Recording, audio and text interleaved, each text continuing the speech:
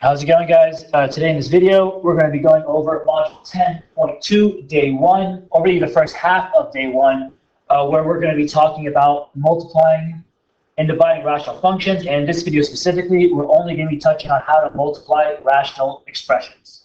So when it comes to multiplying rational expressions, it's going to be very similar to multiplying fractions. Okay, the only difference is that before we start multiplying, we have to actually factor out the numerator and the denominator. And that's because when we factor out the numerator and the denominator, it's going to make our life much easier when we start multiplying and when we start canceling stuff out. So factoring right at the beginning just saves us a lot of headache and saves us a lot of time with trying to solve these problems. Next, we're going to find the excluded values of both denominators. You should know what an excluded value is by now. If you don't, you can go ahead and check the old video right before this one, or I guess 2 before this one. Then after we figure out our excluded values, that's when we're going to multiply. Because remember, you want to get our excluded values before we start actually simplifying our equation, or simplifying our expression, sorry. Okay? After we multiply our numerators and our denominators together, we're going to start canceling common factors. So we're going to factor our numerator and our denominators. We're going to find our excluded values of the expression. We're going to multiply the numerators and the denominators, and then we're going to start canceling out common factors. So let's go ahead and do number 1. So we have these 2 expressions over here, and we're going to factor out each expression, and we're not going to simplify it. We're just going to factor it out. So with the one with a numerator of 3x squared, the 3x squared stays the same. It doesn't factor out any more from there. And the x squared minus 2x minus 8 is going to factor out into x minus 4. Looks like a 9, but it should be x minus 4 times x plus 2. And then for our second expression, we can see that the top is actually has a GCF, of 2. And when we factor out that 2, we're left with an x squared minus 3x minus 10. And that x squared minus 3x minus 10 factors out into x minus 5 times x plus 2. And we have to bring down that GCF that we factored out. So our top is 2 times x minus 5 times x plus 2.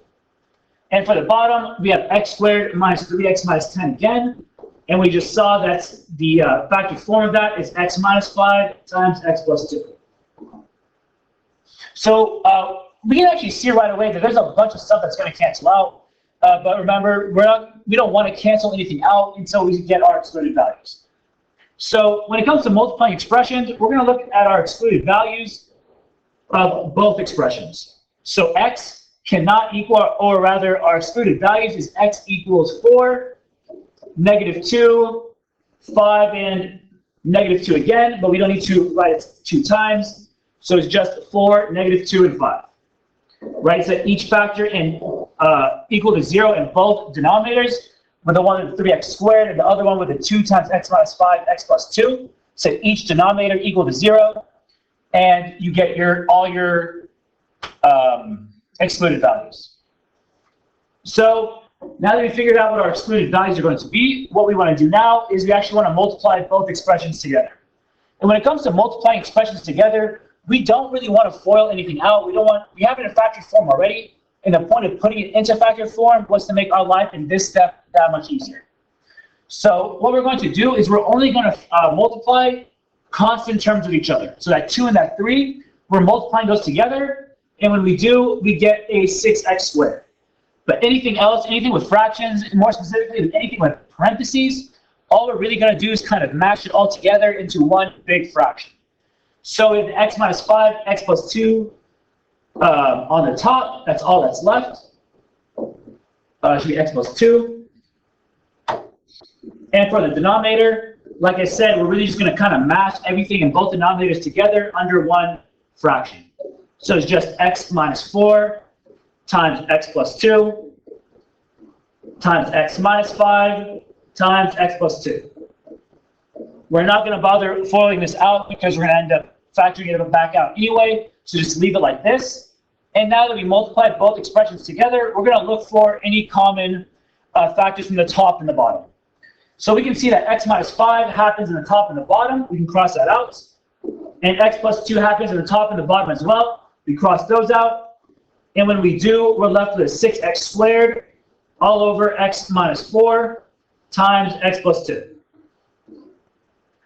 And that is our simplified form of this problem. Okay, now let's go on to number 2.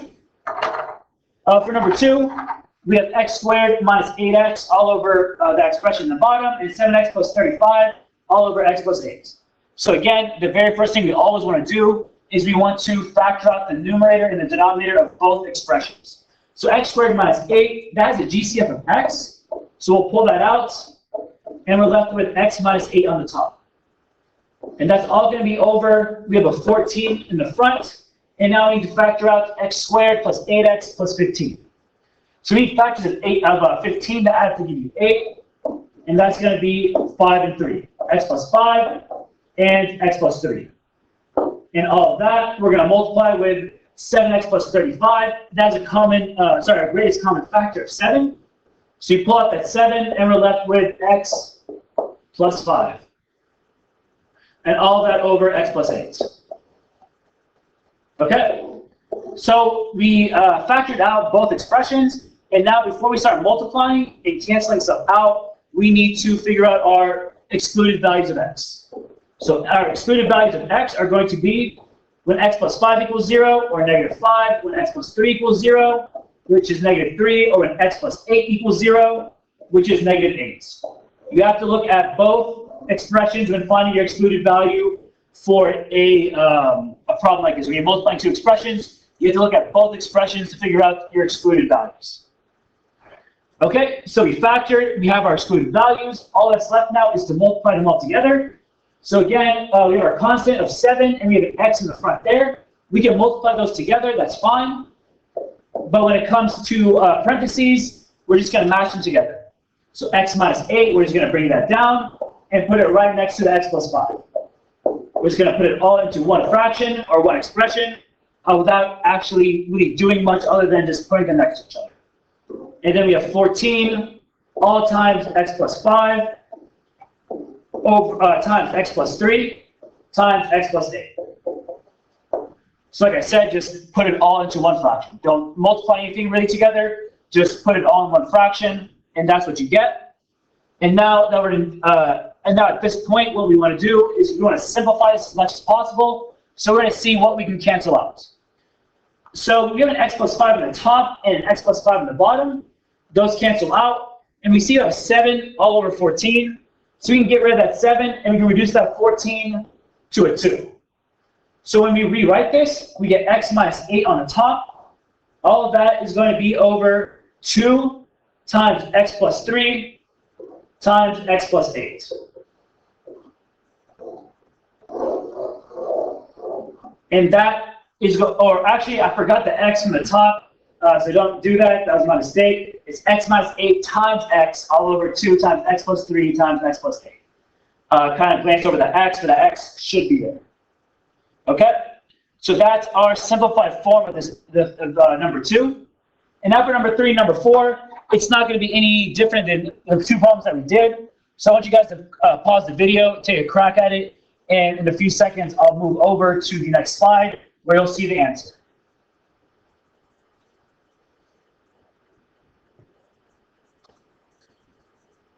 Okay, so this is number 3 and number 4. This is what you should have gotten. When you factored out each expression, you should have gotten this right here. That's our factored expression. That's boxed in green. And after that, you get your excluded values, which is your x equals 8, negative 3, 0, 9. Those are our excluded values. And then our simplified expression, it looks like we divided a box. I don't know why I drew it like that. But our simplified expression is right here. X minus 3 all over 2x times x minus 9. All right, and now for number 4, our simplified expression, but our factored expressions. There we go, forgetting words.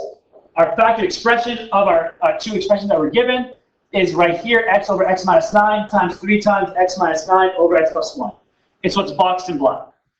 Next, the next box below that, we have our excluded values. That's just going to be 9 and -1. And the box underneath that is going to be your simplified form of your product. And that's just going to be 3x all over x plus 1. That's what you get when you cancel stuff out, and that's what your answer is going to be. All right, I don't think there's anything after that, just the homework. If you're watching this video before you do the division problem, remember our homework is just going to be 1, 3, 4, 5, and 6. Okay, it's just going to be the problems that are multiplication problems. We're not going to do division problems until 10.2 day 2. All right, well, hopefully this video helped, guys, and that's about it.